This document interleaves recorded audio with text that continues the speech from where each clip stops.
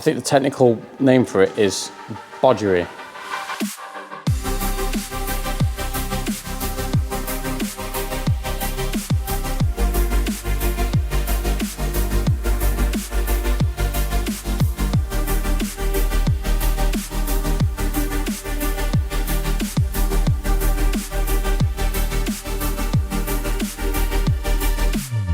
It's a tiny bit, it's like that much off.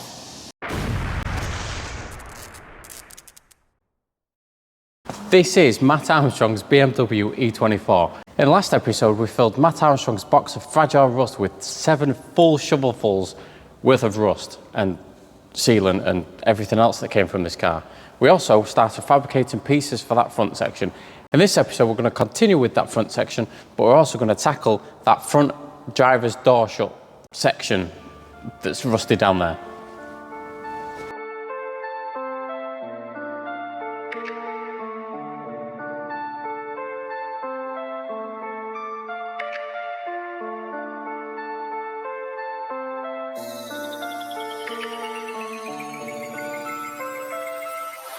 Right, so this is what we've got to contend with in this video. Now, as always, this side is worse than the other side. So I'm gonna have to cut somewhere up here and across and just reveal this whole situation that's going on. Now, it's pretty bad underneath, so I think I've got this section to replace and also that inner section. I'm gonna start on this first so I can really get stuck in and see exactly what I need to do. Obviously, we've got a panel join here as well, which I need to take into consideration. This sill actually goes into here and then disappears underneath this oversill. So that's, yeah, there's a lot of work in this small section.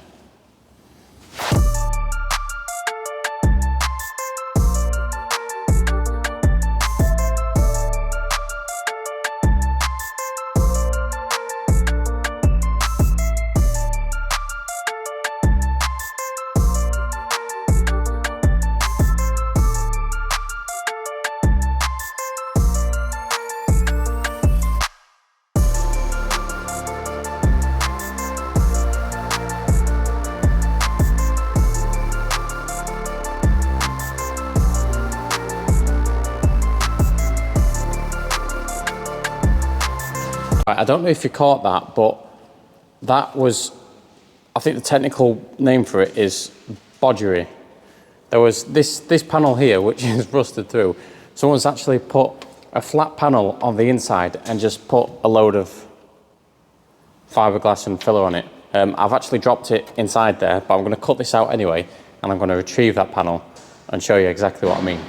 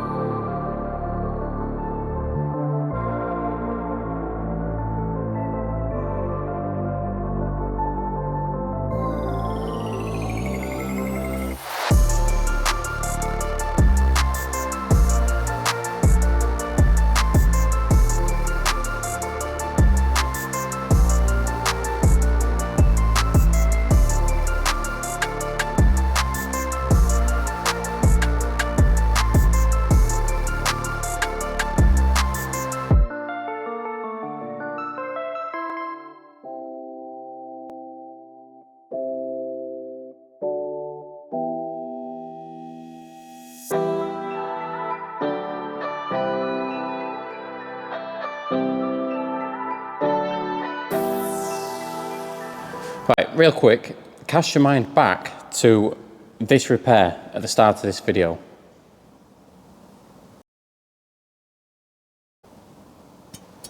And now look at it, look at the size of this repair. I mean, just look at this. Look at how bad this rust is. Now, if I didn't cut it out, it would just continue to rust. So it had to be cut out. Now, this is quite a sizable repair. And if you compare it to the other side, which was like that big, this is a whole new disaster in itself. Now, I want to talk about this piece real quick for a second. Now, this is a piece that someone had put behind here, because there's a hole just over here. They'd put behind there and just pasted on some fiberglass and filler just to sort that hole out. Now, as you could see, it failed and it didn't work. That's because they bodged it. Now, as you can see, that small repair has turned into an amalgamation of panels that I now need to make, especially with this one being so intricate. So I'm going to start with this one first. I'm going to start attempting to make this and get this in here, so then we can at least get a little bit of structure back into here, and then yeah, we'll continue making pieces.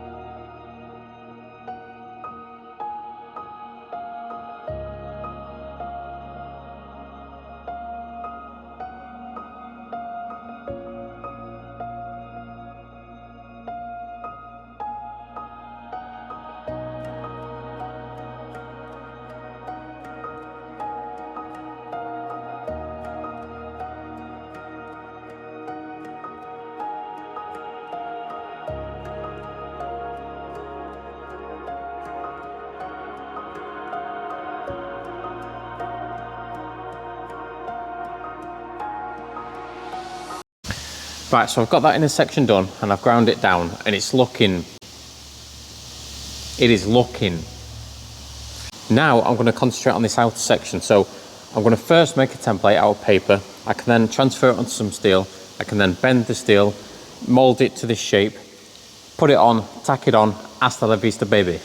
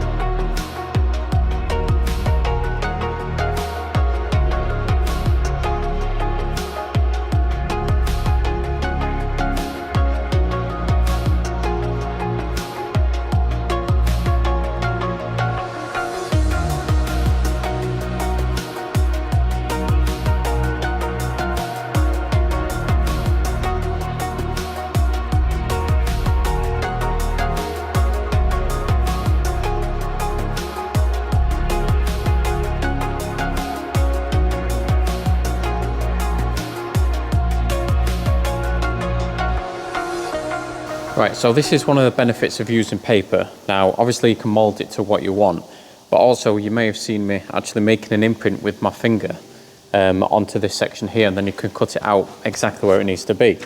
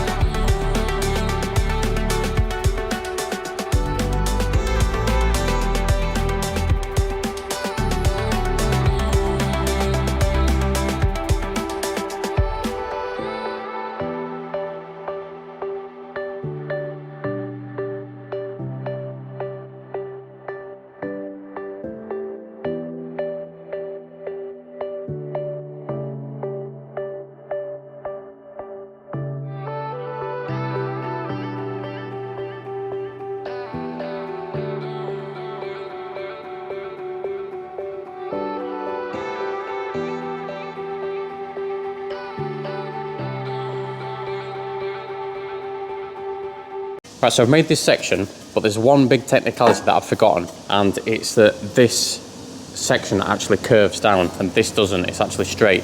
Now, I've made a test piece and I've tried shrinking this, and this actually works. Now, the bigger this section is that you want to shrink, the less it actually does shrink, but this test piece actually does have a little bit of a bend in it. So what I'm going to do is I'm going to straighten this L section out here, and then I'm going to put it in the shrinker, try and get some sort of bend on it to match the curvature of this section, and then I can get it welded in.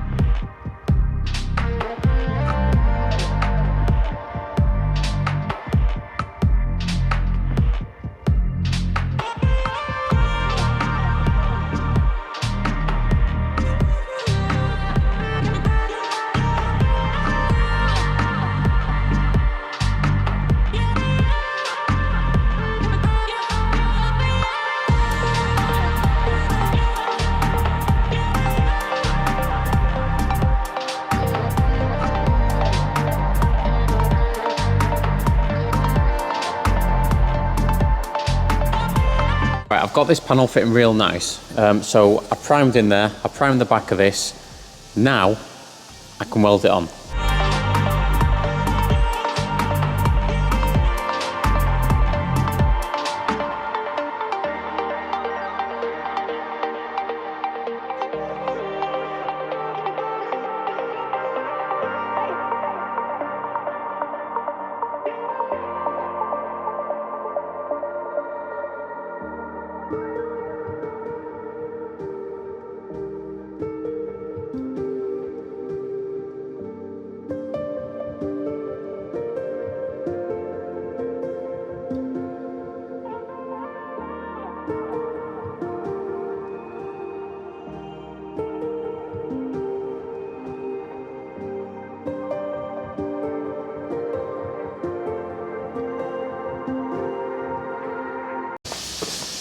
Right, so I've tacked this section in. Now, there's only two tiny little things that I'm not quite happy with. Now, this is quite a complex section, and it's got to meet all in this corner, it's got to meet all of this section. Firstly, the thing I'm not quite happy with is this here. Now, there's like a 2 or 3 mil gap that's just in there, if you can see that. And the reason for that is because if I put a straight edge on there, it actually ramps up at the end. So what I need to do is I need to just cut at the top and the bottom there and just bend that in slightly. Then I can re-weld that, and that should meet this better. The other thing I'm not quite happy with is this here. Now, this original sticks out a little bit further than what this does on this sort of bend joggle type thing that I've got going on. Now, it's a tiny bit, it's like that much off. It's a tiny bit off, but the good thing is it's further in than out, which is good because I can always add material to that. Now, what I'm going to do is I'll add weld into this corner and just be really artistic with the grinder and just try and feather that back in. So what I'm going to do now is I'm going to continue welding this up, make sure I get lots of cold air on it so it doesn't warp anything. I'll weld all this up, I'll try and figure out what to do there, and then I can get onto this section, just push that in.